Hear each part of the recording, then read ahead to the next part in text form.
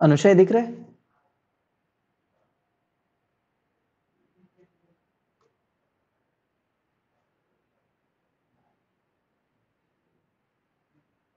चलो स्टार्ट करते हैं। ठीक है, देखो हम लोग जिसको एन बोलते हैं ना, जिसको हम लोग एन बोलते हैं, उसको इस चैप्टर में टीएन बोलेंगे। टी क्यों? Term, nth term. ठीक है, बस वेरिएबल नाम बदल दिया, एक ही जगह पे टीएन बोल दे रहे हैं, एनथ टर्म है वो करके।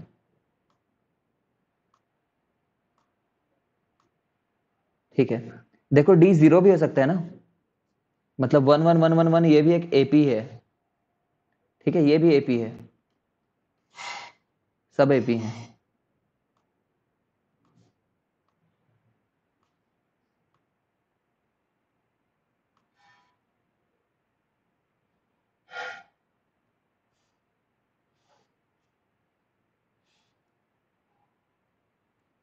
देख रहे हो, ये क्वेश्चन है, if fifth and six term of an AP are respectively 6 and 5, find the 11th term of an AP. ठीक है, तो हम लोग बोलेंगे कि A5 जो कि A + 4D है, ये 6 है। A6 जो कि A + 5D है, ये 5 है। ठीक है ना, ये दोनों बातें पता हैं। देखो तुम्हें पता होगा कि दो इक्वेशन जब रहते हैं और दो वेरिएबल रहता है तो सॉल्व हो जाता है। ठीक है ना, टू इक्वेशन और टू वेरिएबल आर सॉल्वेबल। हमेशा याद रखना इस बात को कि दो इक्वेशन है और दो वेरिएबल है तो दोनों की वैल्यू एग्जैक्टली निकल करके आ जाएगी। इनको ऐड कर दो तो x 9 आ जाएगा, इनको सब्ट्रैक्ट कर दो तो फिर y जो है -2 आ जाएगा। ठीक है ना, सिमिलरली यहाँ पे दो वेरिएबल है और दो इक्वेशन है तो ये दोनों सॉल्व तो हो जाएंगे। ठीक है, इनको एक बार सब्ट्रैक्ट कर दो तो d -1 आ जाएगा और d -1 यहाँ पे पुट कर दो तो a जो है वो 10 आ जाएगा। तो 11th टर्म तो पता चल जाएगा फिर तुम्हें। ठीक है,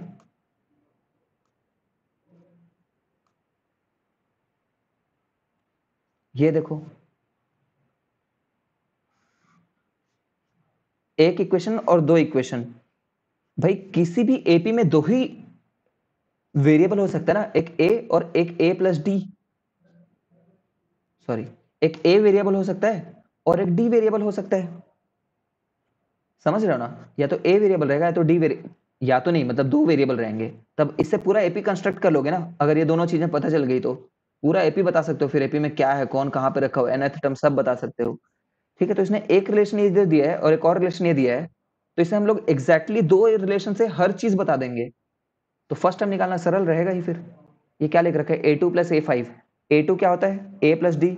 A5 क्या होता है, A + 4D। A3 क्या होता है, A + 2D = 10। तो ये एक रिलेशन बन गया A और D में। सिमिलरली यहां से एक रिलेशन बन जाएगा A और D में। ठीक है ना। सिमिलरली यहां से बन जाएगा, तो फिर सॉल्व कर लेंगे फिर हम लोग।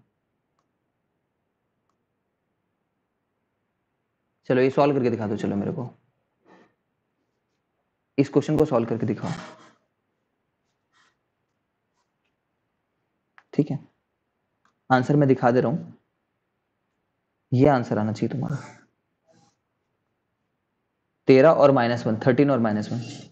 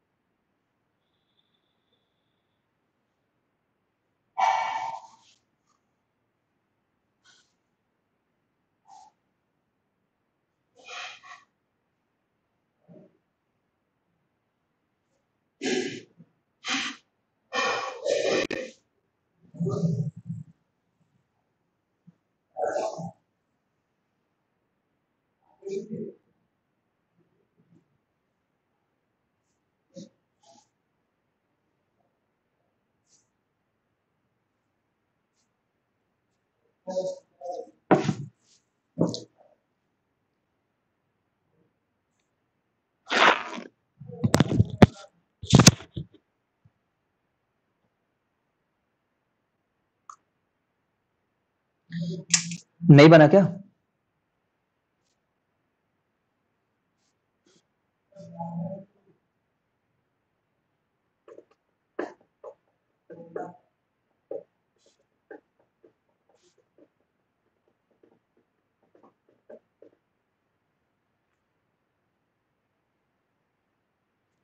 नहीं बना अभी तक?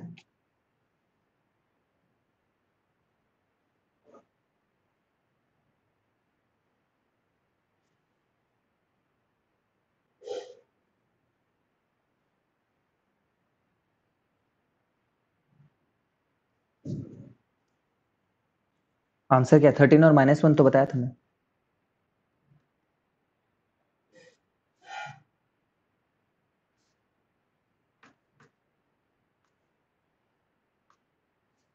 -13 और -1।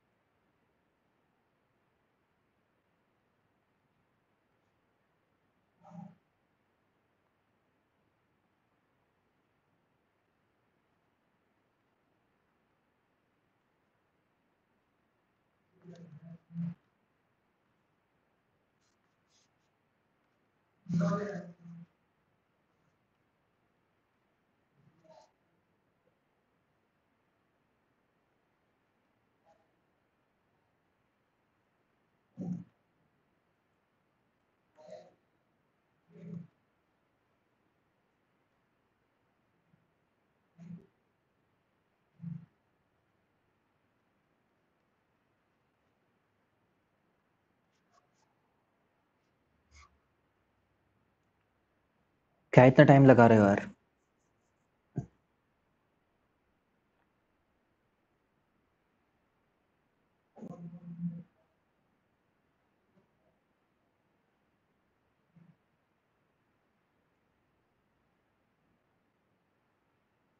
समझ में आ गया तो आगे बढ़ते हैं। कैलकुलेशन मिस्टेक हो गई होगी, कोई बात नहीं। समझ में आ गया होगा तो आगे बढ़ते हैं।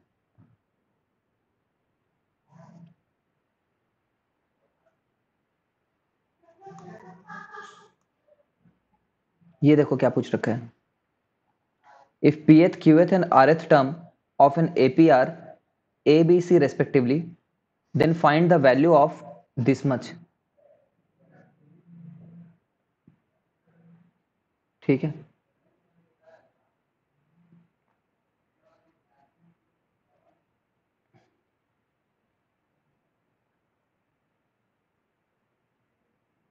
ऐसे कुछ वेरिएबल में आया होगा। तो तुम एग्जाम में तो एक तो ऐसे कर सकते हो, पीएथ की वजह r term of an AP are इतना, तो मान लो एपी को ऐसे ले लो, कुछ वैल्यू लेकर के चेक कर सकते हो ना एपी को। जैसे एपी को ये ले लेना 3, 5, 7, 9, ठीक है। फिर पीएथ की वजह आरएथ को ले लेना first second and third term, first second third term of an AP are 3, 5 and 7, फिर इसकी वैल्यू निकाल लेना, ठीक है। अगर ऑप्शन ऐसा दिया होगा कि तुम्हारा आंसर बन जाए तो आंसर आ जाएगा, लेकिन फिलहाल तो ऐसा क्यों करेंगे, अभी तो let the AP be, let AP, let AP ऐसा एपी है जिसका फर्स्ट टर्म कुछ भी ले लो, फर्स्ट टर्म मान लो ए ले लेते हैं, कैपिटल ए, क्योंकि स्मॉल ए तो किसी और चीज के लिए यूटिलाइज कर चुका है ये, ठीक है। और कॉमन डिफरेंस कितना ले लें, डी ले लेते हैं, क्योंकि डी यूटिलाइज नहीं किया है इसने, ठीक है ना। अब पीएथ टर्म बोल रहा है एपी, पीएथ टर्म क्या होगा, ए प्लस पीएथ टर्म कितना दे रखा है a, similarly qth term a plus q minus 1 d, b दे रखा है, similarly r th term a plus r minus 1 times t, तो सी दे रखा है।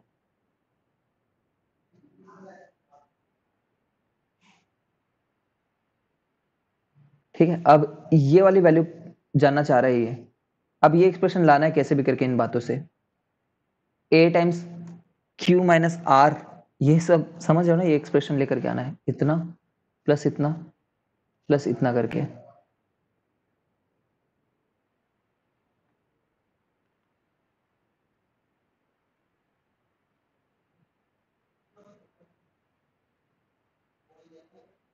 देखो कुल मिलाकर के तुम्हें क्यू माइनस आर तो चाहिए ना एक बार, तो क्यू माइनस आर प्रोड्यूस करने की कोशिश करो।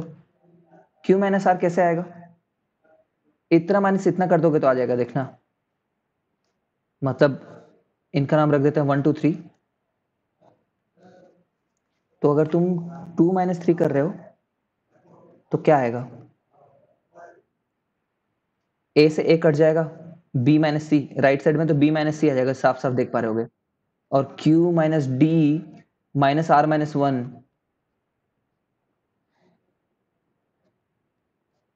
है ना, तो डी को कॉमन अगर ले लो, डी को कॉमन ले लो, तो क्यू माइनस आर आ जाएगा, समझ रहे हो ना। तो क्यू माइनस आर दिख गया हम लोग को। सिमिलरली हमें क्या चाहिए, आर माइनस पी चाहिए, है ना। फिलहाल मेरे काम का तो इतना ही है, तो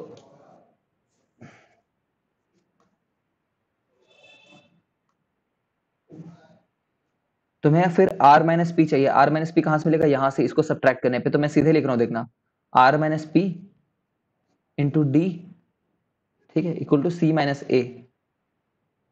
फिर क्या चाहिए, पी माइनस क्यू चाहिए, तो पी माइनस क्यू के लिए मैं क्या कर रहा हूं, इतना माइनस इतना कर रहा हूं, तो वो आ जाएगा ए माइनस बी करके इंटू डी, ठीक है ना।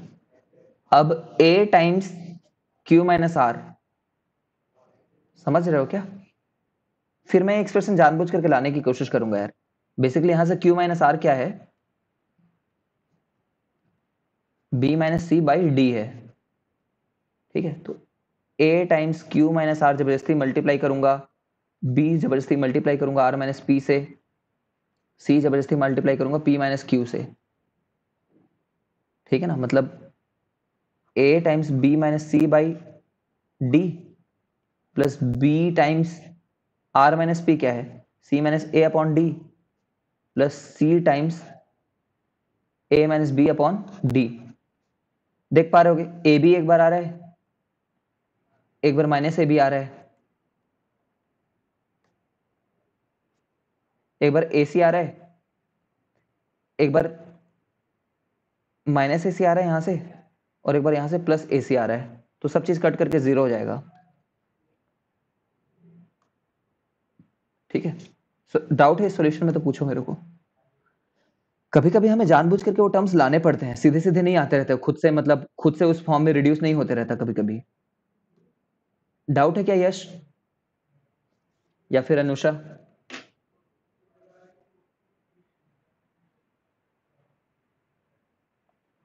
चलो, है ना, लाने पड़ते हैं कभी कभी, हमने बेसिक मैनिपुलेशन ही बस की है।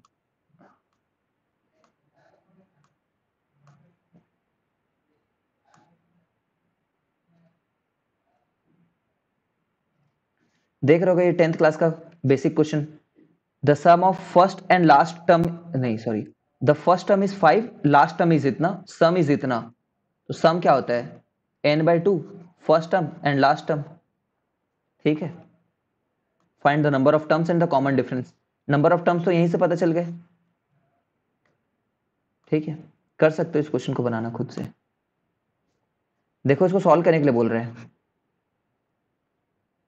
Solve the equation this much. तो मैं क्या बोलूंगा, x कितनी बार है? ठीक है ना, याद है तुम्हें कल मैंने क्या बताया था, x x x कितनी बार होगा? अगर मान लो 10 बार है तो 10x आंसर होता है, 10 बार अगर हो तो। ठीक है, तो इसमें कितनी बार है? 1 4 7। देख पा रहे हो ना, कॉमन डिफरेंस कितना है इनका? 3 है, 3 का कॉमन डिफरेंस है। तो ये कौन सा टर्म होगा? an equal to a plus n minus 1 into d. 27 9 n 10 आ गया इसको सॉल्व करोगे तो 10 बार तो x है, प्लस ये सब टर्म को जोड़ो, 1 4 7 28। ठीक है, तो sum of those terms is n/2, n/2 a plus l। ठीक है, इतना इक्वल टू 155 दे रखा है उसने।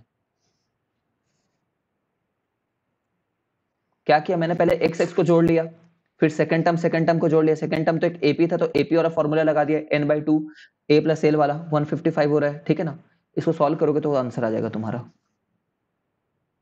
ठीक है, ये तो सिर्फ एक लीनियर इक्वेशन हो गया ना, इसको सॉल्व कर सकते हो।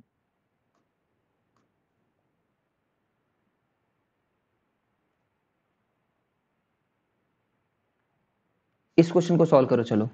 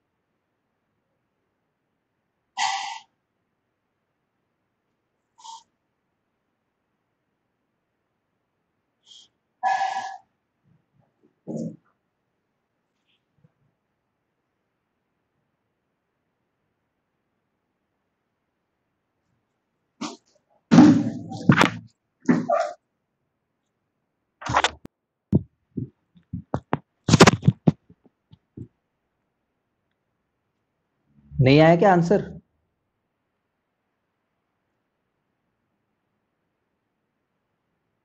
नहीं आया क्या आंसर? सर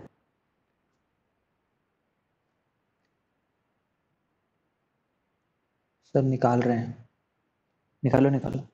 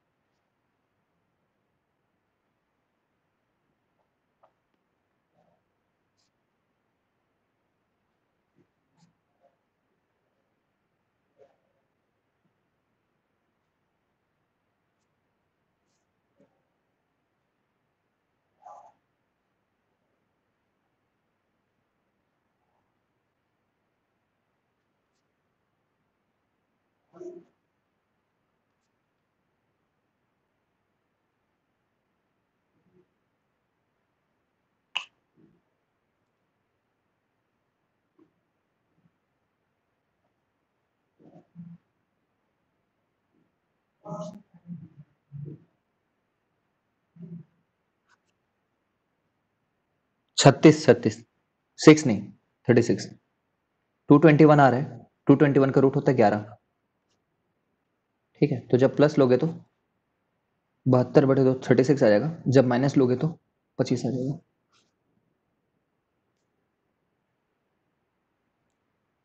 मतलब सॉल्व ही तो करना था आखिरी में, जाते जाते जाते जाते। तो 2 बार आंसर क्यों आ रहा है? 2 बार क्यों आंसर आ रहा है, मतलब 2 अलग अलग आंसर। जानते हो ना ऐसे केसेस में क्या होता है? जैसे मान लो ये ऐसा हो रहा है, मान लो 10, 9, 8,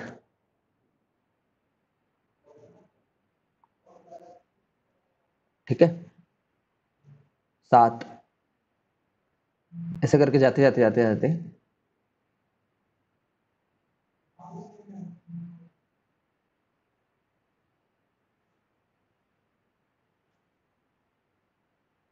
62 क्यों होगा, 61 होगा ना। ये 60 आ रहा है, एक बार ये आ रहा है। सही है मेरा आंसर, ये दोनों से करेक्ट है।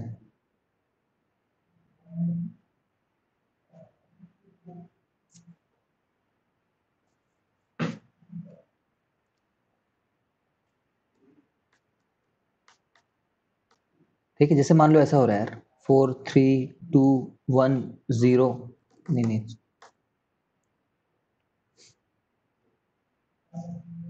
इसी टाइप का तरीका है, चलो ठीक है। 4 3 2 1 0, -1 -2 -3 -3 -4 -5 -6, इस तरीके के नंबर है मान लो।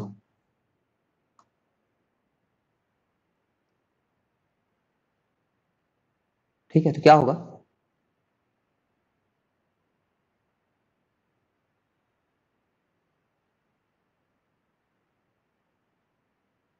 जैसे मान लो मैं पूछ रहा था तुम्हें कि सम कब कब 11 बन रहा है करके, सम 11 कब कब हो रहा है, तो तुम बोलते कि इन तीनों को जोड़ो तो कितना आएगा? 11 नहीं यार, 9 ले लेते हैं। सम मान लो कब कब 9 बन रहा है पूछ दिया मैंने, तो तुम इन तीनों को जोड़ोगे तो कितना होगा? 9 है ना, 4 3 7 2 9। तो इन तीनों को जोड़े तो 9, एज वेल एज इन तीनों इतने को भी जोड़े तभी भी 9 हो रहा है ना, क्योंकि इसका इसका और इसका सम तो 0 हो गया है। ठीक है, इसीलिए से 2 आंसर आ रहा है। यहां तक जोड़ने पे भी 9 आ रहा है और आगे के कुछ टर्म को जोड़ोगे तो फिर से वो 0 प्रोड्यूस हो जा रहा है उतने में ही। ठीक है, ऐसे कंडीशंस आते हैं एपी जीपी एपी वगैरह में कभी कभी, है ना, खास करके जब हम लोग पॉजिटिव से नेगेटिव की तरफ बढ़ जाएं या फिर नेगेटिव से पॉजिटिव की तरफ बढ़ जाएं। बट इस एपी में कभी ऐसा थोड़ी आएगा। ये एपी जब आगे बढ़ते ही जा रहा है तो आगे आगे जितना भी नंबर लेते जाओगे सम की वैल्यू तो बढ़ती ही जाएगी। तो कब ऐसा होता है कि दो अलग अलग दूर तक के नंबर का, अप टू 2 अलग अलग numbers, up to 25 digits and up to 26, up to 25 terms and up to 36 terms, जब 25 में ही ऐसा हो गया होगा, समझ रहे हो ना, 25 में 300 सम आ गया होगा उसमें, फिर 25 से लेकर के 36 तक के जो रिमेनिंग लोग हैं ना उनका सम 0 हो जा रहा होगा। आगे क्या समझ में क्यों 2 टर्म है करके?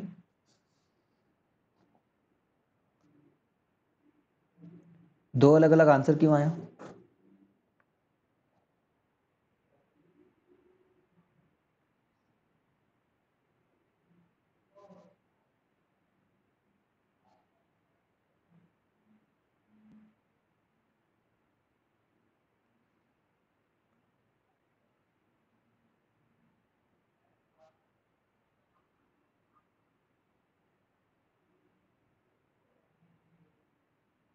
समझा क्या Hardeep?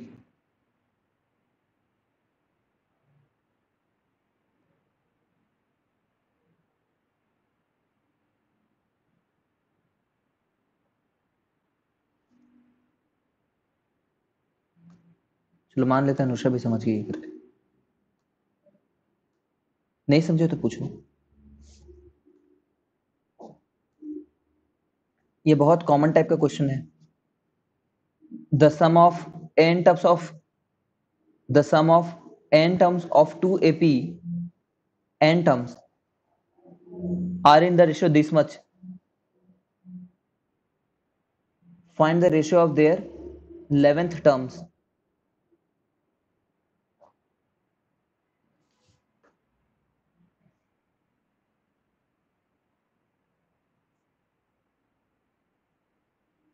The sum of n terms.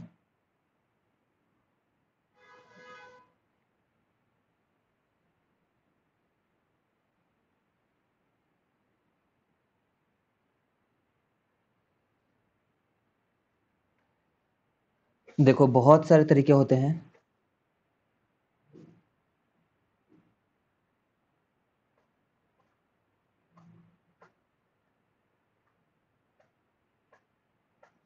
एक तो ऐसा कर सकते हो वही कि a1 d1 ले लो एक एपी को, a1 d1 ले लो एक एपी को, मतलब first term a1 second term a1 plus d1 third term a1 plus 2d1, एक एपी को ऐसा ले लो और a2 d2। तो हम लोग जब दोनों के लिए Sn अपॉन फर्स्ट एपी का Sn करते, सेकंड एपी का Sn करते, तो एक्चुअली में क्या लिख रहे होते? n टर्म्स तो दोनों में बोल रखा है ना, 2a1 plus n minus d1 n upon 2 upon 2a1 a2 plus n minus 1 d2। ये क्या बोल रखा है इसने? 7n plus 1 upon 4n plus 27 बोल रखा है। Find the ratio of there 11 terms. यार 11th टर्म दोनों का अगर लिखना होता तो कैसे लिखते हैं सोचो तो, एक का और दूसरे का, तो कैसे लिखते हैं असली में? Sorry, find the ratio of their 11th and 11th terms, sum वाले नहीं,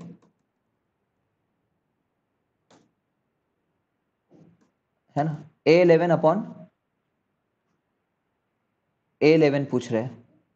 ठीक है, तो क्या होता है ये a1 प्लस 10d और ये होता a2 प्लस 10d, तो दोनों का 11 टर्म आ जाता।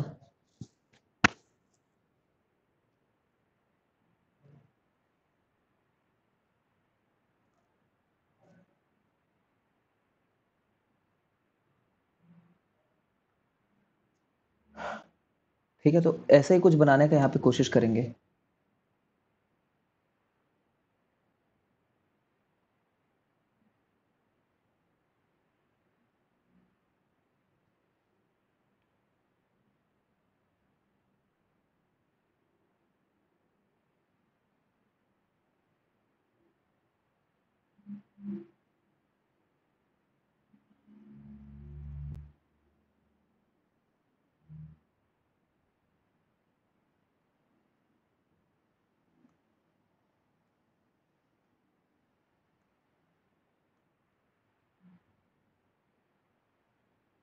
फाइनल आंसर किस टर्म्स में चाहिए, ये मैं देखना चाह रहा हूँ यार। एक वैल्यू ही कंप्लीटली आ जा रही है ना? कितनी वैल्यू आ रही है? 4/3।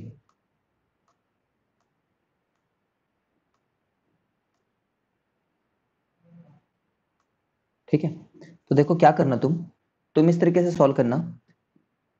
जस्ट अ मिनट, तुम्हें ये चीज तो गिवन है, ये टर्म तुमने तो नहीं लाया ना, ये तो एग्जामिनर ने खुद दिया है। तो ना हम यहां से ये चीज को बनाने की कोशिश करते हैं। देखो ये चीज को कैसे बनाएंगे, इसको कट कर दो एक बार, है ना? ये इस चीज को तो भूल जाओ, गया वो, है ना? सिर्फ इतना को देखो। तो ये जो दो टर्म थे एन वाले, इसको कट कर दिए, ठीक है ना? तो कट किए तो क्या आ गया? 2a plus n-1 d1 upon 2a plus n-1 d2। ठीक है, क्या दे रखा है? 7n+1 upon 4n+27। तुम समझ रहे हो हम लोग कितना करीब हैं उस चीज के? हम लोग कितने ज्यादा करीब हैं इस चीज के, ये चीज के। अगर मैं सोचो तो, अगर मैं n-1 को अगर मैं 10 डाल दूं 1 मिनट के लिए, n-1 को 10 डाल दूं, है ना? n-1 को 10 डालने का क्या मतलब होता कि n को क्या ले रहे थे? 11। अगर ऐसा करते ना गलती से, तो ऐसा होता,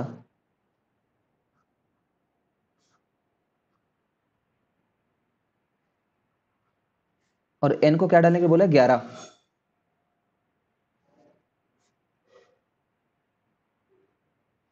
समझ रहे हो?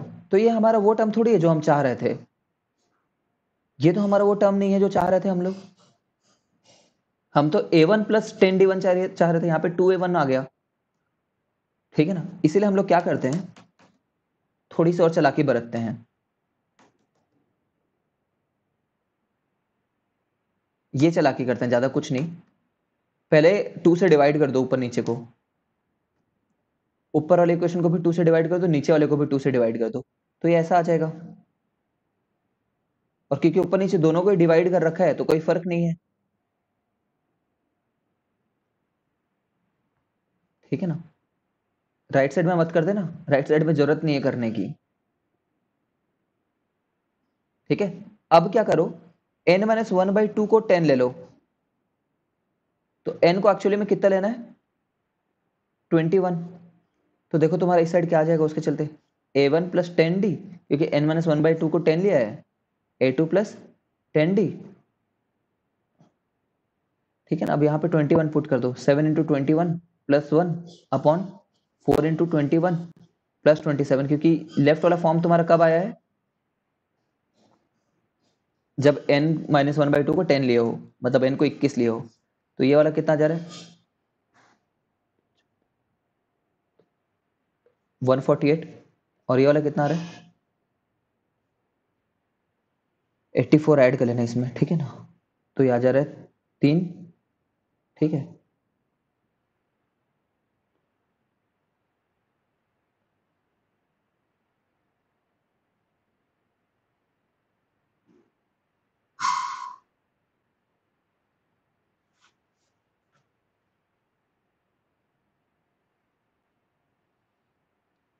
हमारा इतना आ रहा है, उनका कितना आ रहा था?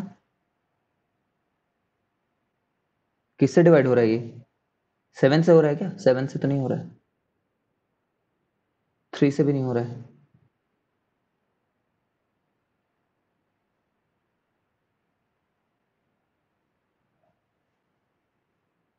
देख लेते हैं क्या है ये, कितने से डिवाइड हो रहा है देख लेना। इतना ही आया देखो इनका भी। 1 1 1 को 3 से डिवाइड करो कितना आ जाता है? 3 3 जा 9, 37। तो ऊपर वाला भी 37 से डिवाइड हो रहा था फिर। समझ में आ गया क्या तुम लोग को?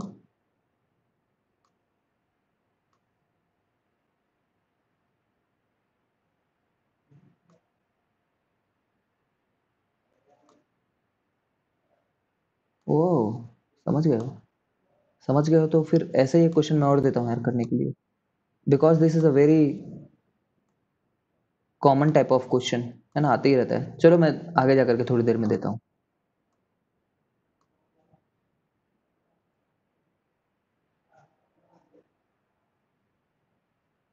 देखो, in an AP Tn denotes the nth term, Sn denotes the sum of first n terms, T7 seventh term ये है, नाइन्थ टर्म ये है।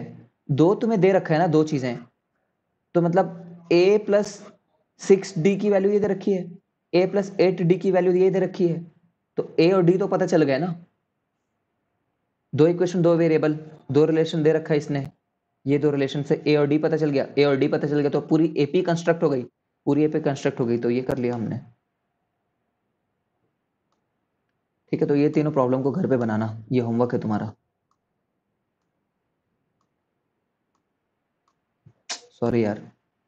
ठीक है, ये है तीनों प्रॉब्लम को, ये मैं ग्रुप में शेयर कर दूंगा तो बनाना एक बार।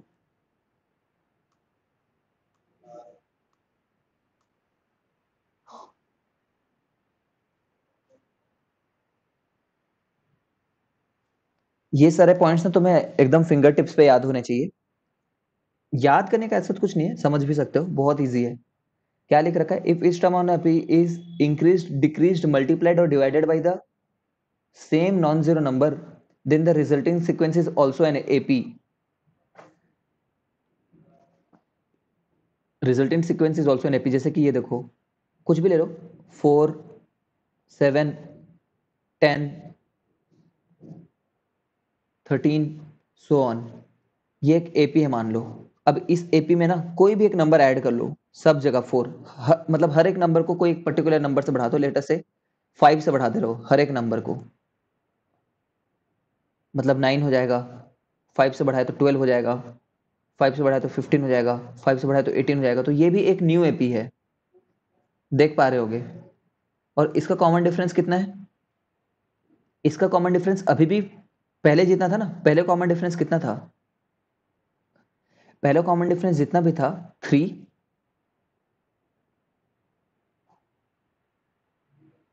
पहले कॉमन डिफरेंस था 3, अभी भी कॉमन डिफरेंस 3 ही है। मतलब कुछ जोड़ोगे या फिर घटाओगे, 5 कुछ घटा भी देते तभी भी कोई डिफरेंस नहीं आता। ठीक है, अब अगर मान लो पूरे एपी को मैंने एक नंबर से मल्टीप्लाई कर दिया, लेटर से 3 से, 3 से मल्टीप्लाई कर दिया एपी को, 3 इंटू कर दिया, तो पूरे एपी में फर्स्ट वाले को कर रहा हूँ ना, फर्स्ट वाले को, तो 4 3 12, 21, 30, 39। ठीक है, तो ये जो नया आया है ना, ये भी एक एपी ही है, देखो तो इसका डिफरेंस कितना है? 9 का है। इसका डिफरेंस कितना है? 9 का है। इसका डिफरेंस कितना है? 9 का है। तो यहाँ पे कॉमन डिफरेंस कितना आ गया? नया आ गया है, 3 times old common difference.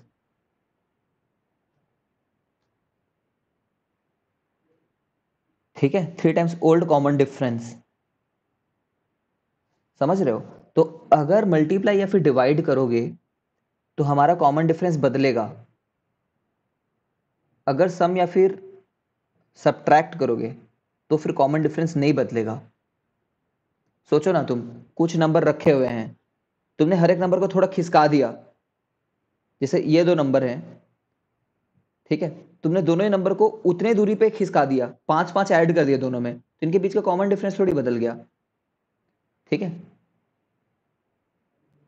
But अगर तुम मल्टीप्लाई कर रहे हो, ठीक है ना, जितने गुना मल्टीप्लाई करो, देखो ना, मल्टीप्लाई करने पे वो कॉमन डिफरेंस भी बढ़ गया, कितने से बढ़ गया? 3 से बढ़ गया, और इनके बीच में 3 3 3 था, तो 3 से बढ़ गया और गैप। ठीक है, तो ये बात को याद रखना। तो अगर मैं एक बोलूं कि एपी है, कोई भी एक एपी है, नाउ ईच टर्म, ध्यान से सुनते रहना, each term of an AP है ना? Each term of an AP is multiplied by 5. Each term of an AP is multiplied by 5. Now the new AP, ये तो नया AP है ना? Now in the new AP, each term is increased by 10. If earlier the common difference was 7, तो new common difference कितना रहेगा? हर एक term को पहले 5 से मल्टीप्लाई किए, फिर हर एक टर्म को 10 से जोड़ दिए, तो नया कॉमन डिफरेंस कितना रहेगा?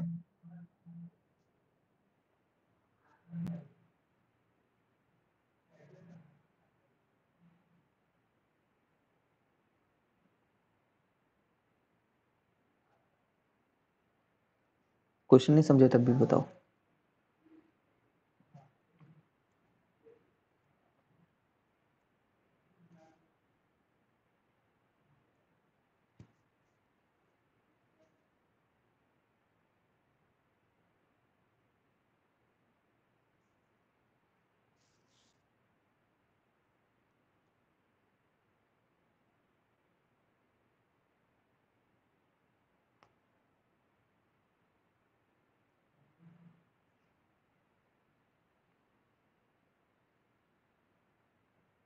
देखो, ये नंबर से जोड़ने का तो कोई फर्क ही नहीं पड़ेगा।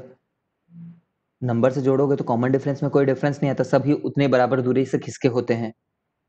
5 मल्टीप्लाई करने से पुराना कॉमन डिफरेंस जो है वो 5 टाइम हो जरूर गया होगा। ठीक है, तो नया कॉमन डिफरेंस 35 है। ठीक है, चाहो तो तुम ऐसा कर सकते हो, इस एपी को कंस्ट्रक्ट करके देख लो। ये एपी को ऐसा मान लो, पहले एपी ये था करके।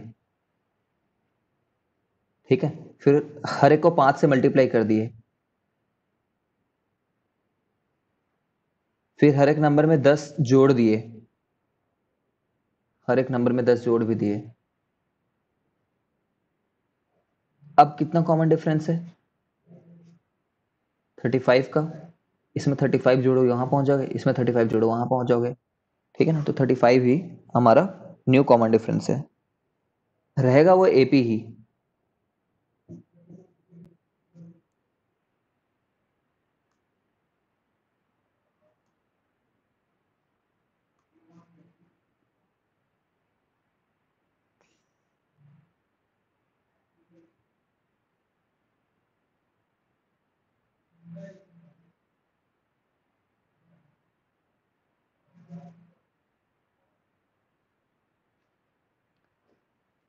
ये बार डिस्कनेक्ट होकर फिर दोबारा रिकनेक्ट होना।